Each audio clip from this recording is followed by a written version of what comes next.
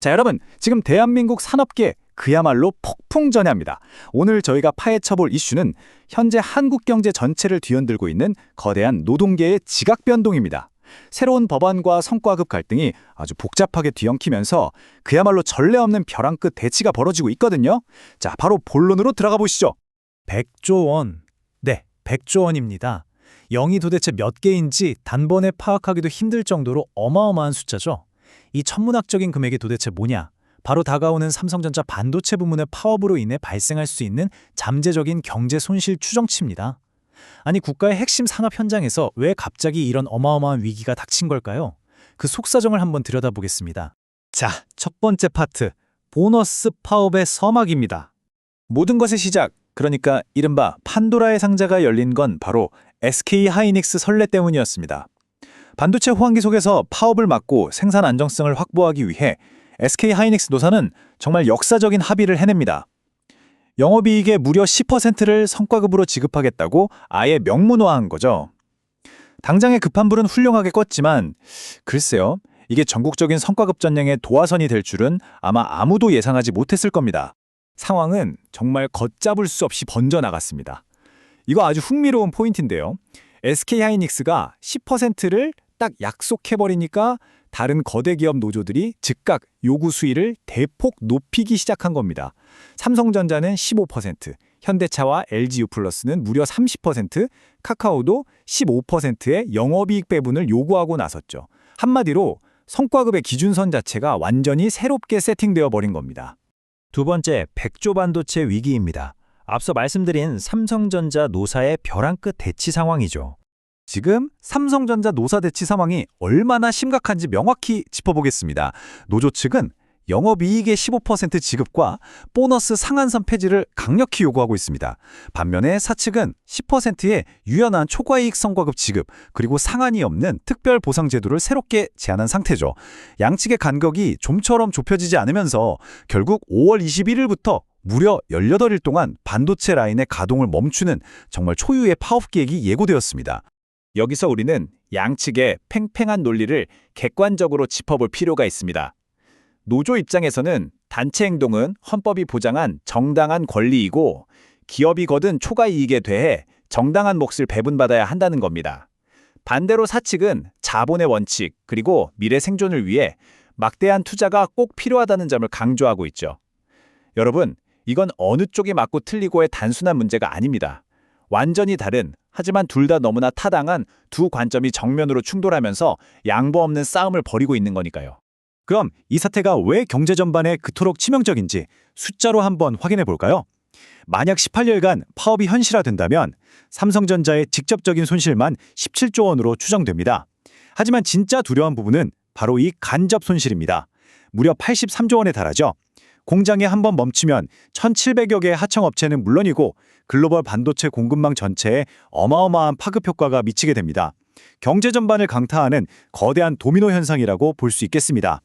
세 번째 파트는 조금 다른 각도의 문제입니다.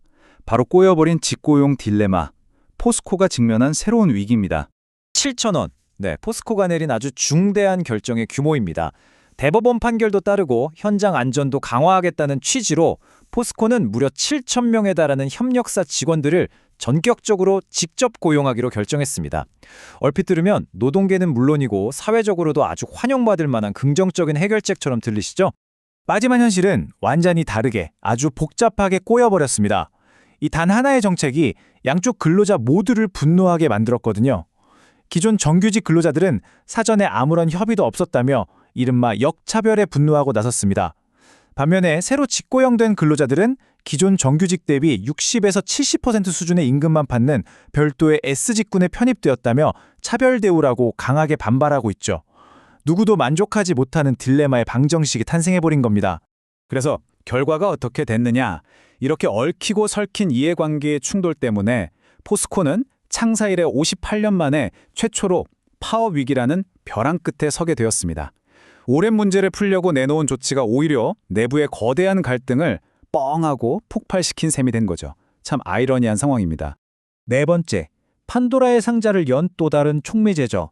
바로 노란봉투법을 둘러싼 혼란입니다. 이 복잡한 법안, 도대체 뭐가 문제인지 핵심만 3가지로 짚어볼게요. 첫째, 도대체 누가 사용자냐? 이 정의를 대폭 넓혔습니다. 둘째, 기존에는 안 됐던 근로조건에 영향을 미치는 사업 경영상의 결정에 대해서도 이제는 합법적인 파업이 가능해졌습니다. 그리고 셋째, 이로 인해서 하청업체 노조가 진짜 권한을 쥔 원청업체를 직접 겨냥해 단체 교섭을 요구할 수 있게 된 거죠. 쉽게 말해 아까 본 성과급 배분 같은 경영진의 결정도 이제는 파업의 합법적인 명분이 된다는 뜻입니다. 이게 현장에서 어떤 혼란을 부르는지 건설 부문의 사례를 한번 보시죠. 똑같이 하청노조가 원청에 교섭을 요구했는데 노동위원회 판단이 완전히 엇갈렸습니다. 포스코엔씨의 경우엔 원청의 사용자 지위를 인정해서 교섭하라고 명령을 내렸거든요. 그런데 중흥건설에 대해서는 타워 크레인 장비의 특수성을 이유로 이걸 기각했습니다.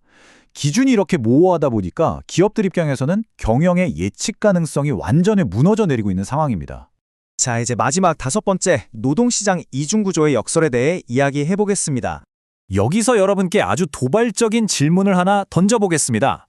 수억, 수십억 원이 훅훅 오가는 이 화려한 보너스 전쟁에서 과연 진짜 패배자는 누구일까요? 우리의 시선을 저 높은 대기업 중심에서 벗어나 전체 노동계 밑바닥으로 한번 돌려보면 그 답이 명확하게 보입니다.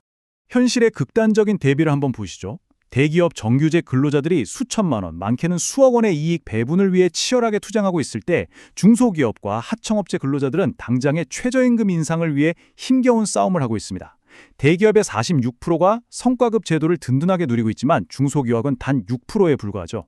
한쪽에서는 부의 정당한 분배를 논하고 있는데 다른 한쪽은 그 잔치에서 철저하게 소외되어 있는 겁니다. 두 개의 완전히 다른 세상이 공존하고 있는 아주 뼈아픈 모순이죠.